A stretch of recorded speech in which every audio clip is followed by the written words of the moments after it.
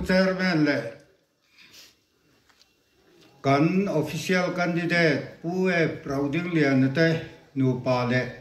a troyom tu chung khat zong te le tilaya kan block throi tu te kan unit throi tu te le hemiron chim tu te zong te le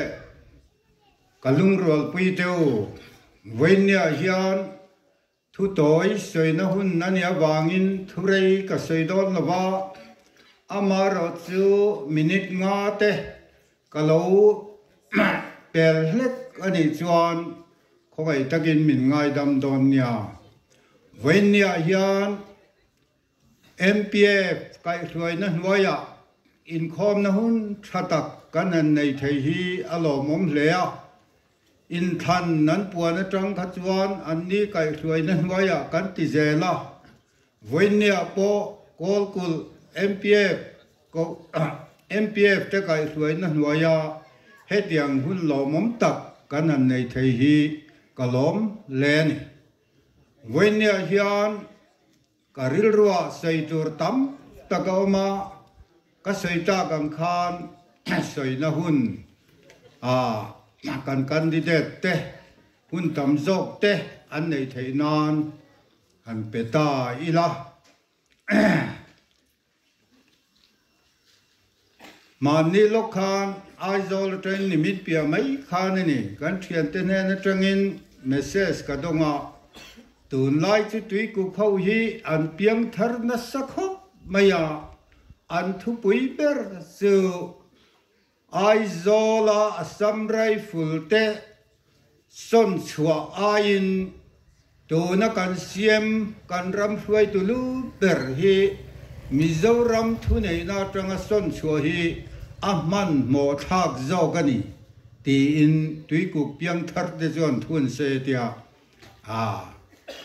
in ngai tua chun zam matan kan da tia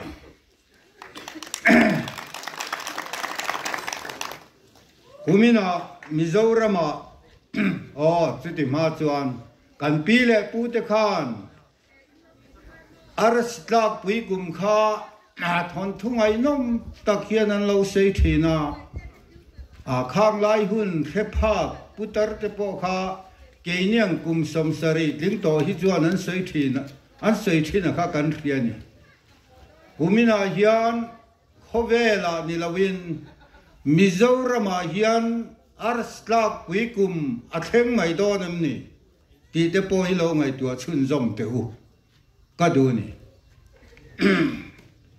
tin kan soi le du chu man lai British ten na min of male min of nu poin rei tak Britishian kum som nga don lai min of ani kan rama hian democracy kan lu main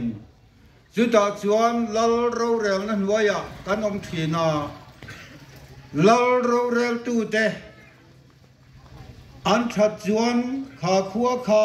a tha thina ni lal ro rel tu den that lo chuan an kho chunga dot thuleng te oi lo dur te khia ka har thina ni tin la zin mi ani chuan an khua zin mi te an tam thin tin lalin mei chiat mi pat thila afim khurlawa mei te nga viau chuan kha khua khan mei nga hi lal ba ka lal khon bol upa te po an om thin ani tin lal arinoma khuale tuite ta na ro rel na dik aken ko chuan a khomi puite po hi an rinom thina ni ti te kha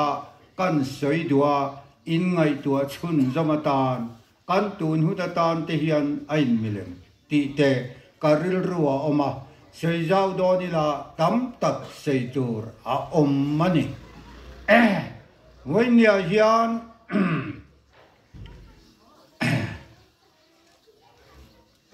tin kan sei le du chu a toy zong zelin kan kalange với nhà hiền lal trà thế lệ trà lâu tem đàn khăn ngày đua chun zomatan các sợi lâu bộ khát tắm tagin khia với nhà Mizoram inamamo bersu MNA party chakemo Congress party chakemo ZPM party chakemo po hi anilo các sợi tum takachu CM Chief Minister cha kan mamoni chưa cho ngày tua chun zom đều CM cha kan mamoni với nhà hiền đó là CM candidate in ti to mấy tiếng pathum kanoma interview anh này chuộc to với nhà hiền anh minh cho kan sẽ sắm tiếng ZPM pulal duoma MNF ya Pu.Rohmingthanga angai bok tin Congress ya pulal sota chumi pathum chun ne chung cho ngày tua chun zomula hemi te pathuma hian kan ram mi tu hian nge ron hruai sela thang ti he uluk taka in lo ngày tua chun zomatan ti tak zedin ka ngen zeuni ke niang kum somsari chuang to po hi dang lam ngam ngai ni kan ram mi din tilaya a chak lo tak chung point kan rap pen chuak ani ti chuan kan soi le dua chu kum sang hi som panga tang khan BJP hi sang hi som palia sarkar na voi ni nan ron nei le nuwa khan kum sang hi som panga India rama Modi ho te chuan planning commission hi an ron thiat drup mai ni nakila CM poimo nakha toy te ka sei du planning commissioner an thia chuan thilang sar tak mai pakhat chu plan le non plan om to lova state tinina kan poisa man tur he kum khatami tur ha parliamenta budget session an nei zo state tin ten budget session kan nei thinani chuta chuan state tinan poisa pek tur kha chiang takin Lok Sabha le Rajya Sabha khan anron pasan kan poisa man tur he te khinan kumin sang ne le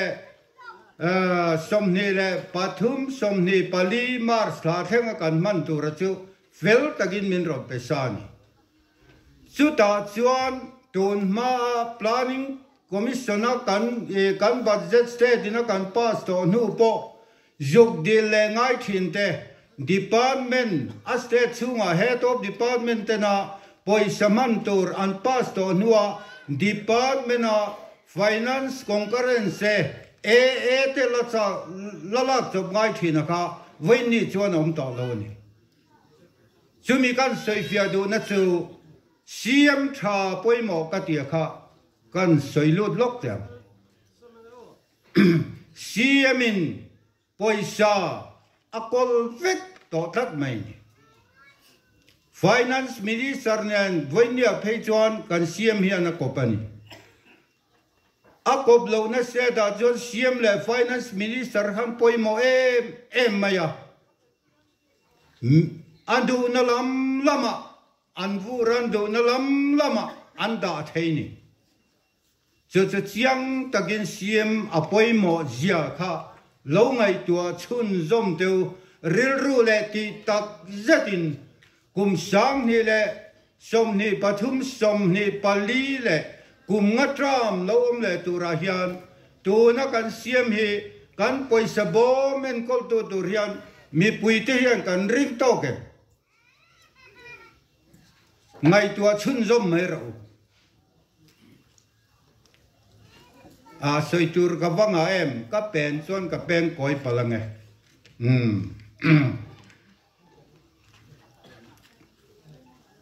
ZPM in sarkar na an siam kanin ring khop mai wenia hian keini ZPM chau hian kanin ring lova min rin pui tu te hi tam ta kan oma chung chu smartphone te kol chin le chan chin bu te le media te news te all India radio kan ti te LPS zone te ngai khatu tam tak chuan in huang Mizoram opinion poll mun tam taka an la a chunga chuan ZPM achagrin tu te hi za a 75% nani a khai khom nan han la khian Pu.Rohmingthangan za somsari pangani ti hi karon soingot ani lawa an khai khom na tanga media tanga lo lang hi ka soi mai ni chu mai la ni lo India rama chanchin bulian takoma chanchin bular derte jingami Times of India chuan tunin thanan puan nuwa India rama state panga in thang tura hian chaka anrin sarkar na siam tura anrin te anjia ka tun main thana te po nakuma po lok sabha kan in thang do na lok sabha chuan anrin dan chuan BJP hian sarkar na ala siam anring an tho pui te ne UPA kan ti thina kha tuna chuan India tinan anda Congress le kai suai ten nia chu sarkar la siam zo tura anda lo Mizoram chuan khang state panga in thang tura kan ti jinga khan Mizoram bek chau han sei tai da Mizoram chuan New Regional Party chak tak party nau pang tak Zoram People Movement apianga akai suai tu an leader chu lalduama IPS ania he party hi chak ngei tura rin ani ti in Times of India chuan minzia sak veni minzia sakiti mayang an rin dan kha an ziak veni ta chuan lo ngai tua chun zomula vainia hian nang mani pui na te tu na lo ngai thatu zong te ral khata tanga kan o ka te lo thephak te point kan ram siam thadur hian MNF kan niemo Congress kan niemo neutral kan niemo khongai takin party ro da thain he kan ram le nam siam thadur hian la sarkar velo hi yen chin tengu ti in ka som du chawni tin pakhat chau kan sei le tang ato lai ne mo tun hun an he mo a mai ro chu ke ni ZPM party de chuan khang kan hun kal towa kan MLA te le voini thenga kan MLA ten Mizoram le Inbial le kan khotlang an en kol na le lâu này tu te cụt na thok tu te za som ruk te hey ai hian